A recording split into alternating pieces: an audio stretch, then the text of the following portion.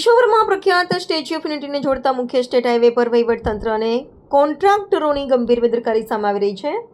ડભોઈથી વેગા થઈ નાદોદી ભાગોળ અને ત્યાંથી ચાતરિયા પીર સુધીના વિસ્તારમાં કરોડોના ખર્ચે બની રહેલી વરસાદી કાંસનું કામ હાલ અધ્ધરતા સ્થિતિમાં જોવા મળી રહ્યું છે. ચોમાસું હવે આંગણે આવીને ઊભું છે અને ગણતરીના દિવસો જ બાકી રહ્યા છે ત્યારે કોન્ટ્રાક્ટરો કામ અધૂરું મૂકીને રફુ ચક્કર થઈ ગયા હોય તેવું ચિત્ર ઉપસી રહ્યું છે, જેને પગલે સ્થાનિક રહીશોમાં ભારે આક્રોશ અને ચિંતાનો માહોલ છે.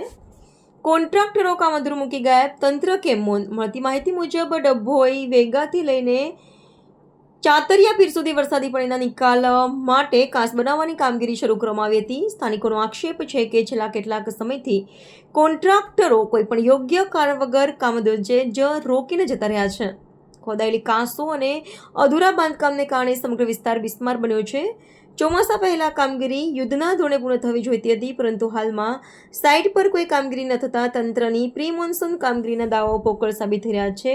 સોસાયટીઓ અને રસ્તાઓ પાણીમાં ગરકાવ થવાની 100% શક્યતા.